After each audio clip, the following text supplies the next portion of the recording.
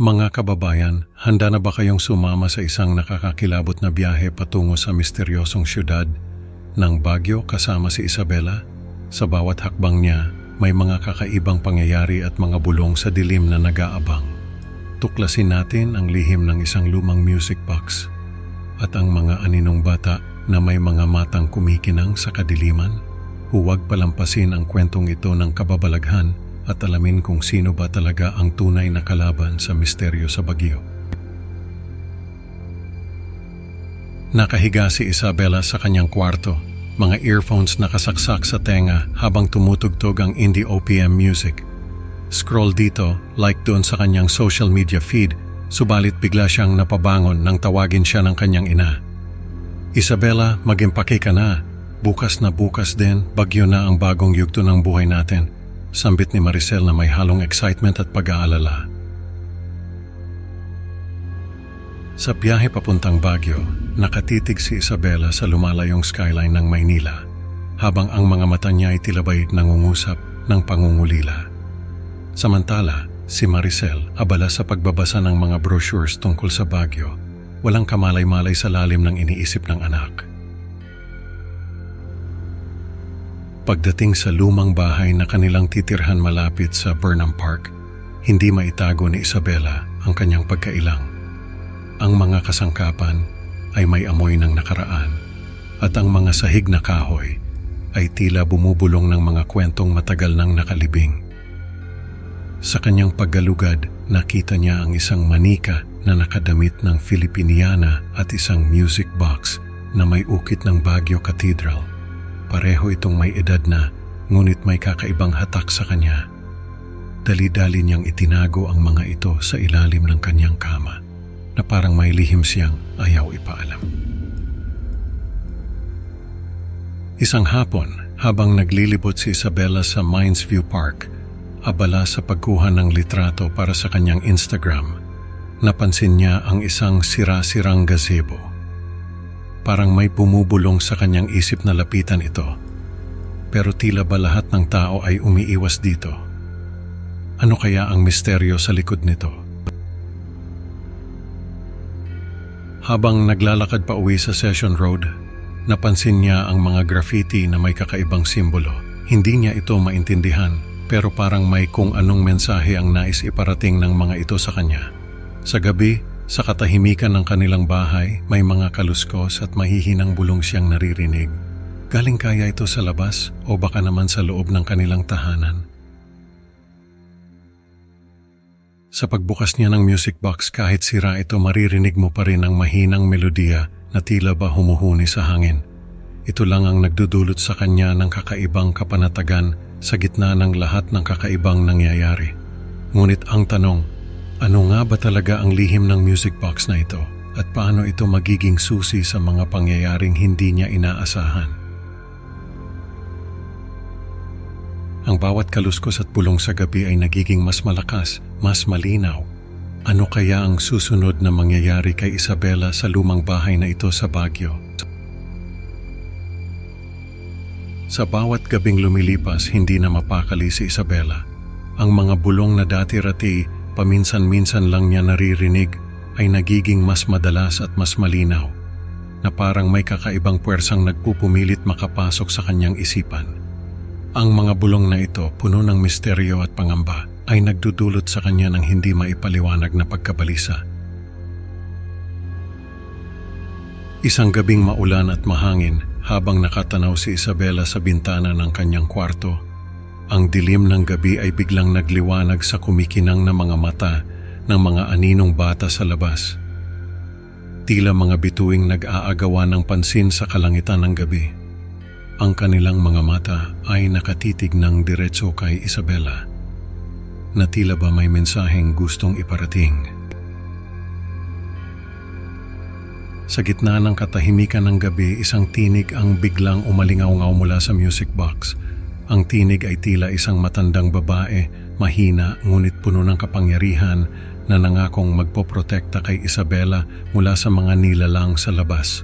Huwag kang matakot. Ako ang iyong tagapagbantay. Bulong ng music box na nagbigay ng kakaibang lakas ng loob kay Isabela. Sinabi nito na ito'y nagbabantay sa bahay at kay Isabela laban sa mga nagkukunwaring bata na nag-aabang sa dilim. Ngunit ang mga bata ay tila ba hindi tumitigil sa kanilang pagmamasid. Sa eskwelahan, sa palengke at maging sa loob ng simbahan, palaging may distansya ngunit hindi nawawala ang kanilang mga matang nakatingin kay Isabela. Ang kanilang presensya ay nagdudulot ng isang hindi maipaliwanag na bigat sa kanyang dibdib, na tila ba mayroong hindi nakikitang panganib na palaging nakaamba. Sa isang gabing puno ng hamog at malamlam na ilaw ng poste, pinakinggan ni Isabela ang payo ng music box at naglakas loob na magtungo sa eskinita ng Session Road. Ang lamig ng hangin ay yumayakap sa kanyang balat habang hinahanap niya ang lumang bato na may ukit na simbolo. Sa wakas natagpuan niya ang kalawangin ngunit matibay na susi na tila may kakaibang enerhiya na nagmumula rito. Ang susi na ito, ayon sa music box, ang magiging susi sa kanyang kaligtasan. Sa kanyang pag-uwi, dala ang susi na tila ba may bigat ng daigdig. Sinikap niyang iwasan ang mga bata na tila ba nananatili sa mga anino. Ang kanilang mga mata na parang nagmamasid sa kanyang bawat kilos ay nagdudulot ng takot sa kanyang puso. Ngunit, hindi niya alam na ang tunay na panganib ay mas malapit pa sa kanya kaysa sa inaakala niya. Sa susunod na yugto, ang music box na naging kaibigan at tagapagbantay ni Isabela ay mawawala na parang bula at ang kanyang ina ay magiging bahagi ng isang mas malaking misteryo. Ano kaya ang mangyayari kay Isabela kapag nawala ang tanging proteksyon niya laban sa hindi maipaliwanag na panganib? Ang susunod na kabanata ay tiyak na magdadala ng mas marami pang kilabot at suspense. Pagod at balisa, bumalik si Isabela sa kanilang bahay. Bitbit ang mabigat na damdamin at ang susi na kanyang nakuha mula sa Session Road. Dali-dali siyang pumunta sa ilalim ng kanyang kama kung saan niya itinago ang music box, ngunit wala ito roon. Nasa na yon? Bulong niya sa sarili habang nagkakalikot sa mga gamit na nagkalat sa sahig. Ma, nakita mo ba yung music box ko? Tanong ni Isabela sa kanyang ina na abala sa pag-aayos ng mga gamit sa sala. So yun ba? Itinapon ko na sa basurahan kanina, walang kagatol-gatol na sagot ni Maricel. Simula nang makita mo yung music box na yan, parang nag-iba ka na, hindi na maganda. Hindi makapaniwala si Isabela. Ma, kailangan ko yon. May mahalaga yon sa akin. Pagsisinungaling niya, hindi alam kung paano ipapaliwanag ang tunay na dahilan. Hindi na nakatulog si Isabela ng gabing iyon. Nagtatalo ang takot at pag-aalala sa kanyang isipan. Sa gitna ng kanyang pagmumuni-muni, napansin niyang may kakaibang liwanag na nagmumula sa tabi ng kanyang kama. At doon, nakita niya ang music box kumikinang sa dilim na parang hindi ito nawala. Isabela, nasa panganib si Maricel. Ang mga mahinang ngunit malinaw na boses ang nanggaling sa music box. Napalunok si Isabela. Anong ibig mong sabihin? Tanong niya habang ang kanyang puso ay kumakabog sa takot. Ang music box ay tila ba may sariling isip at damdamin at ngayon ito ang kanyang tanging kakampi. Ngunit hanggang kailan? Sa dilim ng gabi, bitbit ang music box, tumakas si Isabela palabas ng bahay. Tumatakbo siya sa mga kalye ng Baguio. Ang lamig ng hangin ay kasing tindi ng takot na kanyang nararamdaman. Ang mga bata na parang mga aninong gumagalaw sa kadiliman ay tila ba sumusunod sa kanya ngunit hindi niya alam kung kaibigan o kaaway ang mga ito. Nang makarating siya sa sirasirang gazebo ng Mines View Park, mabilis niyang ginamit ang susi para i-lock ang pinto. Ligtas na ako, bulong niya sa sarili, habang hinihingal at pinapakalma ang kanyang sarili. Ngunit sa isang iglap naramdaman niyang may kakaiba sa music box. Lumingon siya at nakita niyang unti-unti itong nagbabago ng anyo. Ang dating kaaya-ayang music box ay ngayon ay isang malaking nilalang na may mga matang kumikinang sa dilim. At ang boses nito ay mas nakakatakot pa sa anumang bulong na kanyang narinig. Nakatulala si Isabela, nakaupo sa malamig na sahig ng gazebo.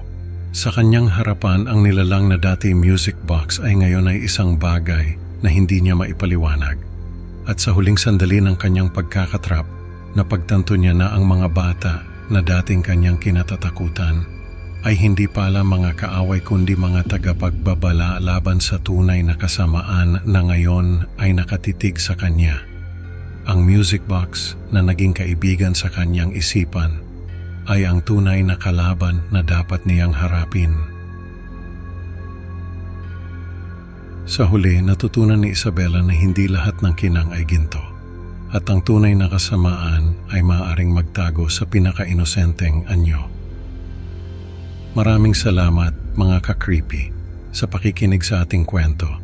Huwag kalimutang mag-like at mag-subscribe sa Creepy Pinoy Stories para sa mas marami pang nakakakilabot na kwento. Excited na akong makasama kayo ulit sa susunod na upload. At tandaan, bago kayo matulog, siguraduhin walang music box sa ilalim ng inyong kama. Magandang gabi at mag-ingat sa mga bulong sa dilim.